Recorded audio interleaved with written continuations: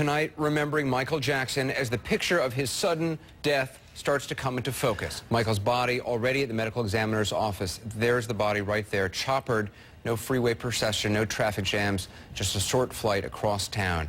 The autopsy is scheduled for tomorrow. This video we saw earlier in the day, Michael Jackson being taken in an ambulance. This is the ambulance actually leaving his home. Now, all we know for certain right now is today at home on the west side of L.A., something happened. Michael Jackson's heart stopped. He stopped breathing. Medics were called. Efforts were made, but despite those efforts, Jackson died. Now, in addition to the investigation, the outpouring. As you look, there are the crowds gathering tonight in many places, outside the hospital in Los Angeles, at his home, and at the Apollo Theater here in Harlem in New York, where we'll also be looking at his life over the next 2 hours, a special edition of 360, and then another hour's live edition of Larry King. What a long, strange trip it has been for Michael Jackson, from child star to creator of the best-selling album ever, to reclusive billionaire and criminal defendant. But famous or infamous, one of the best-known people on the planet ever. Tonight, what we know about how he died, how he is being remembered, and how he lived.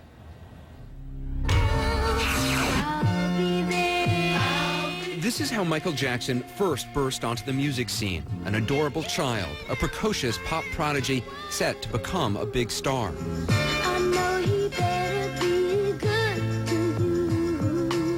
He was born Michael Joe Jackson in 1958 in Gary, Indiana, the seventh of 9 children.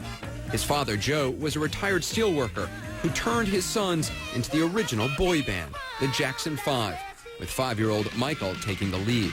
He was a symbol for the consummate entertainer. You know, not since Sammy Davis Jr. had someone come along with such a diverse range of talents.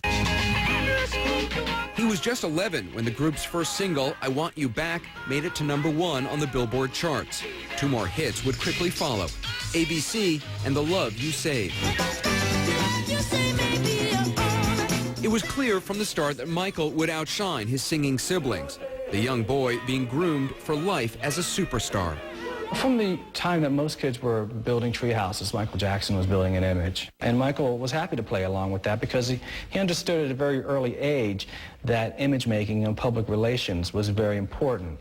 But even then, there were rumors that behind the happy family facade stood a secret. Stories of violence, of a father driven, riding his children hard, pushing them to succeed.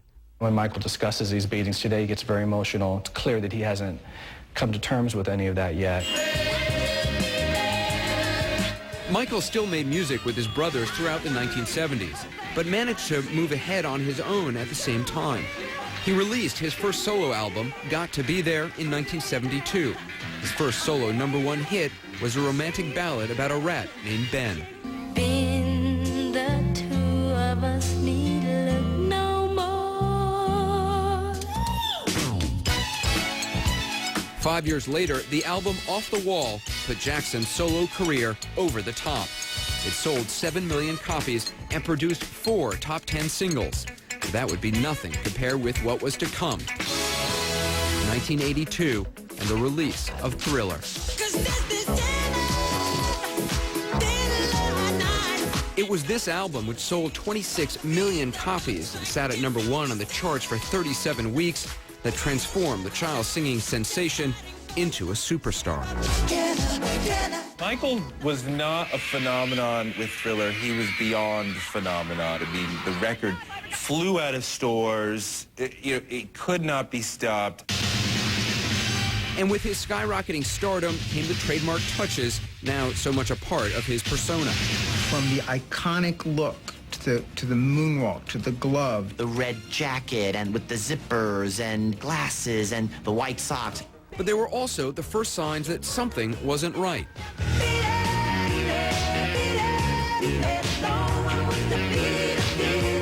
In 1984, Jackson carried home a cartload of Grammys, 7 in all. He arrived at the ceremony with 2 dates, Brooke Shields and Emmanuel Lewis. It was also the start of his obsession with cosmetic surgery, an obsession that would change his face forever. Every few months, you would see him and you go, whoa, hey, you're looking weird, dude. But I think it was about 85, 86. I was like, wow, he's not going to be able to get any weirder than this. And then 2 years later, I was like, I was wrong. A 1986 photo showed Michael asleep in an anti-aging chamber. In 1987, he reportedly tried to buy the bones of Elephant Man John Merrick. Then, of course, there was Bubbles the Chimp and an odd array of disguises. If life seemed strange, at least the music still mattered. Jackson's album Bad hit the shelves in 1987 and sold 8 million copies. And in 1988, he bought a 2,700-acre ranch for $28 million, and he called it Neverland. There's a reason it's called Neverland Valley, you know? His fixation on the I won't grow up, I'm a lost boy, I'm Peter Pan. With the ranch came the rumors. Michael began to sort of surround himself with young boys. And much too, I remember the chagrin of people who were working for him.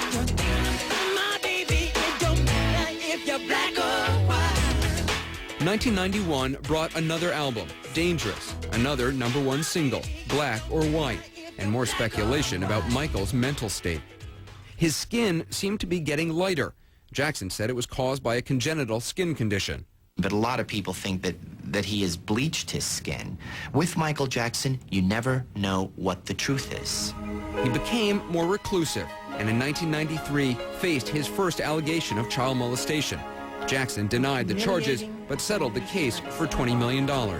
Less than a year later, he married rock and roll royalty, Lisa Marie Presley. It was quite obvious to all of us from the beginning that it was a sham, that it was a publicity stunt, and it was just kind of disgusting and silly.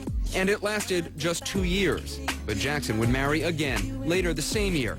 This time, the bride was Debbie Rowe, nurse to his dermatologist. She gave him children of his own, Prince Michael, born in 1997, and Paris Michael Catherine, born in 1998. They divorced in 1999, and Jackson got full custody of their kids. But a third child from a surrogate mother would put Jackson back in the headlines when he dangled the newborn from the balcony of a Berlin hotel. It's sort of like the anti-King Midas, like everything he wants to do just gets screwed up.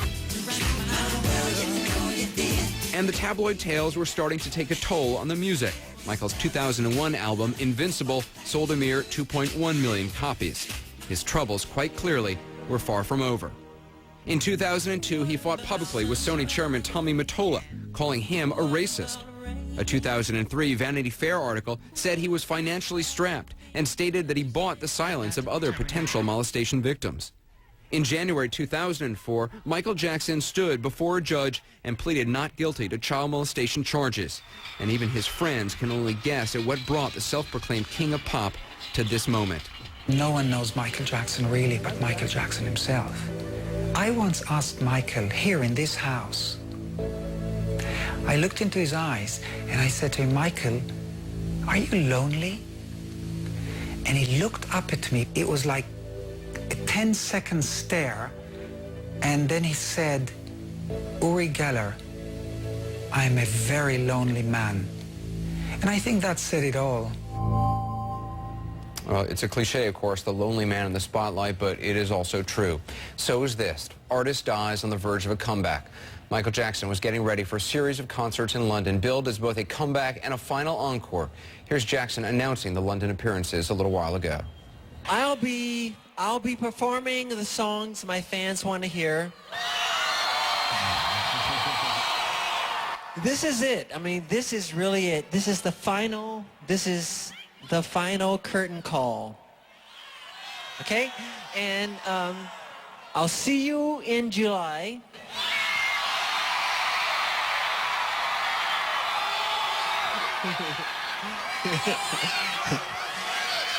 And